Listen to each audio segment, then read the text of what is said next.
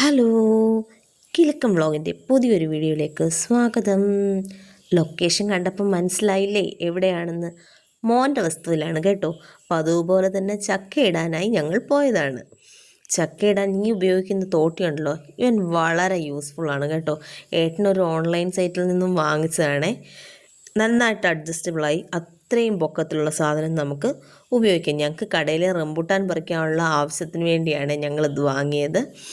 പിന്നീട് ഞങ്ങളിത് കടയിൽ കൊണ്ടുവച്ചിട്ട് വീട്ടിലേക്ക് പോന്നു. അതിനു മുമ്പ് ഞാനിത് ചെറുതാക്കുന്ന ഒരു ചെറിയ സീനുണ്ട്. എന്നെ കണ്ടില്ല എന്ന് ചെറിയ പരാതി ചിലർ പറയുന്നു. അതുകൊണ്ട് മാത്രമാണ് കേട്ടോ.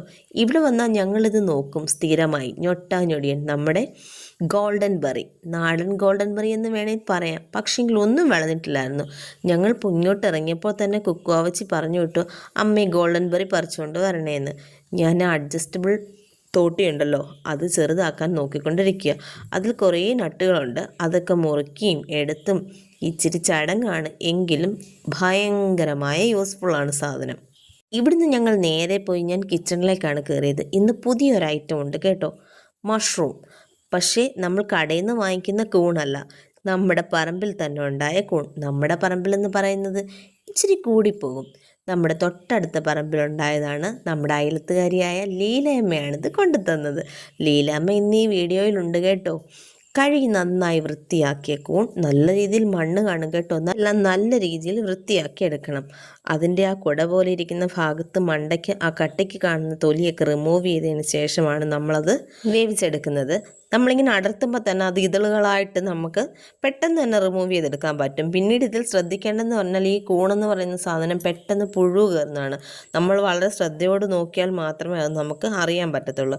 ഇത് കുറേ വെള്ളത്തിൽ നമ്മൾ ഒലച്ചൊലച്ച് കഴുകിയിട്ട് ഇതിനെ ഇങ്ങനെ ഇതളുകളാക്കി മാറ്റി മാറ്റി എടുത്ത് നമ്മൾ ഉപ്പും മഞ്ഞൾപ്പൊടിയും ചേർത്ത് ഞാൻ വേവിച്ച് വെക്കുകയാണ് ചെയ്യുന്നത്. വേവിച്ച് വെച്ച് കഴിഞ്ഞാണ് തോരൻ വെക്കുന്നത്. ഇങ്ങനെ എടുത്തതിന് ശേഷം കണ്ടോ, ഉപ്പും മഞ്ഞപ്പൊടി ഇട്ട് വേവിച്ചത്. നല്ല ചുമന്നുള്ളിയാണ് ചോപ്പ് ചെയ്തത്. പിന്നെ തേങ്ങാപ്പീര, കുരുമുളക്, ഒരു പച്ചമുളക്, ഇത്തിരി കറിവേപ്പില. അല്ലാതെ നമ്മൾ മറ്റു തോരൻ അരയ്ക്കുന്ന പോലെ ജീരകമോ മറ്റുള്ള സാധനങ്ങളൊന്നും ഇതിൽ ചേർക്കേണ്ട കാര്യമില്ല. കുരുമുളകാണ് ഇതിന് നല്ല ടേസ്റ്റ് നൽകുന്നത്. പിന്നെ സാധാരണ പോലെ തന്നെ നമ്മൾ പാൻ വെക്കുന്നു, അതിൽ കടുക് പൊട്ടിക്കുന്നു, കറിവേപ്പില ആഡ് ചെയ്യുന്നു. ആദ്യം ഉള്ളി ഒന്ന് നമ്മൾ വഴറ്റിയെടുക്കുക. മൊത്തത്തിൽ വേവിക്കുന്നില്ല, ചെറുതായിട്ട് ഉപ്പ് ഇട്ടൊന്ന് നമ്മൾ വഴറ്റിയെടുക്കുന്നു. അതിലേക്ക് നമ്മൾ അരച്ച് വെച്ചേക്കുന്ന അരപ്പ്, ഞാൻ അരക്കില്ല, ചെറുതായിട്ടൊന്ന് ചതച്ചെടുത്തേക്ക് അതിലേക്ക് മഞ്ഞൾപ്പൊടി ഇടുന്നു. പിന്നീട് ലാസ്റ്റാണ് നമ്മൾ വേവിച്ച് വെച്ചേക്കുന്ന കൂണായതുകൊണ്ടാണ് അത് ലാസ്റ്റ് ഇടുന്നത് കേട്ടോ. എൻ്റെ പൊന്നോ, കൂണും കൂടി ഇട്ട് ഇളക്കി കഴിയുമ്പോൾ നമ്മുടെ പരിസരം മൊത്തത്തിലൊരു നല്ല അടിപൊളി മണം അങ്ങോട്ട് വരും. ഒരു പറ ചോറിനുള്ള വിശപ്പില്ലെങ്കിൽ നമ്മൾ കഴിച്ചു പോകും കേട്ടോ. ഇങ്ങനെ കിട്ടുന്ന കൂണുകളൊക്കെ പ്രകൃതിയുടെ വരദാനമാണ് കേട്ടോ. നമ്മൾ ഒരിക്കലെങ്കിലും ഇതൊക്കെ ട്രൈ ചെയ്ത് നോക്കണം. പിന്നീട് ഞാൻ കടയിലേക്ക് പോയി. വൈകുന്നേരം കുക്കുവാവച്ചിക്ക് NCCക്ക് കുഞ്ഞിനൊരു ട്രാക്ക് സൂട്ട് വാങ്ങണമായിരുന്നു. അതിനായി ഞങ്ങൾ തൊട്ടടുത്തുള്ള ഒരു കടയിലേക്ക് പോകുക കേട്ടോ. ഇവിടെ നല്ല ചെരുപ്പിൻ്റെയൊക്കെ നല്ല അടിപൊളി കളക്ഷനുണ്ട്. ഞാൻ അധികമായിട്ടൊന്നും കാണിക്കുന്നില്ല, അവരറിയുന്ന പോലുമില്ല ഞാൻ ഈ വീഡിയോ എടുക്കുന്നത്. അവിടെ ഇപ്പോൾ എന്തായാലും പോയതല്ലേ ഞാൻ, പിന്നെ എനിക്കിവിടെ ഒരു ചെറിയ പാൻറ്റൊക്കെ വീട്ടിലിടാൻ എടുത്തുകൊണ്ട് ഇങ്ങനെ പോന്നു. പിന്നെ വീട്ടിൽ വന്നപ്പോൾ നമ്മൾ കാണുന്നത് നമ്മുടെ കൂണിൻ്റെ സ്പോൺസറായ ലീലാമ്മയാണിത്. നമ്മുടെ തൊട്ട അയൽവാസിയാണ്. നമ്മളുമായിട്ട് വളരെയധികം സഹകരണമുള്ള ആളാണ്. ഇപ്പോഴും എല്ലാ ഗ്രാമപ്രദേശങ്ങളിലും ഇങ്ങനെയൊക്കെ തന്നെയല്ലേ, അയലത്ത് വീടുകളിലൊക്കെ ഒത്തിരി സംസാരവും കാര്യങ്ങളും, അയലത്ത് വീട്ടിലെ എല്ലാ കാര്യങ്ങളും അറിയുകയും എടുക്കുകയും സംസാരിക്കുകയൊക്കെ ചെയ്യുന്ന കുറേ അയലത്തുകാർ നമുക്കുണ്ട്. അയലത്തുകാർ ബന്ധുക്കളെക്കാട്ടിൽ കൂടുതൽ നമുക്ക് സഹായം തരുന്നത് അയലത്തുകാരാണ്. ഞാൻ സാധാരണ പോലെ കടയിൽ നിന്ന് വന്നിട്ട് ഒരു തേയില വെള്ളമൊക്കെ അങ്ങോട്ട് ഇട്ട് വന്ന് അമ്മയുടെയും ലീലക്കയുടെയും കൂടെ ഇരുന്ന് കുറച്ച് നേരം വർത്താനമൊക്കെ പറഞ്ഞ്, അപ്പുറത്തിരുന്ന ലീലയൊക്കെ അമ്മയുടെ അരിച്ചിൽ കണ്ടുകൊണ്ട് പെട്ടെന്നൊന്ന് സഹായിച്ചേക്കാം എന്ന് കരുതി പാവം അതിൽ കയറിക്കൂടിയതാണ്. പാവം ഞങ്ങളുടെ അങ്ങ് നിന്ന് പോകുമ്പോൾ കുറേ അധികം സമയമായിരുന്നു. തുടങ്ങി വെച്ച പണി മുഴുപ്പിക്കാതെ പോകാൻ പറ്റുമോ? അവർ കഥകളൊക്കെ പറഞ്ഞിരുന്ന നേരം കൊണ്ട് ഞാൻ എണ്ണ അടുപ്പത്ത് വെച്ച് വറക്കാനുള്ള പരിപാടി അങ്ങ് തുടങ്ങി. പടപട എന്ന് വറുത്തങ്ങ് കോരി.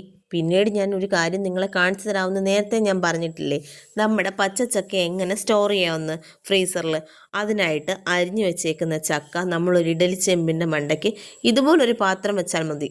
കണ്ണോപ്പയോ അല്ലെങ്കിൽ ഇഡലിക്കൂട്ടത്തിലേക്കുള്ളതാണെങ്കിൽ അതിൽ മാത്രം വെച്ചാൽ മതി.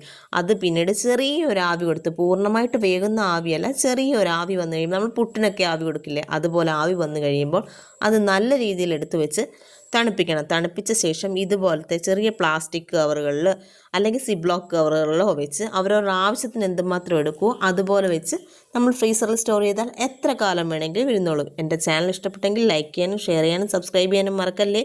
Bye bye.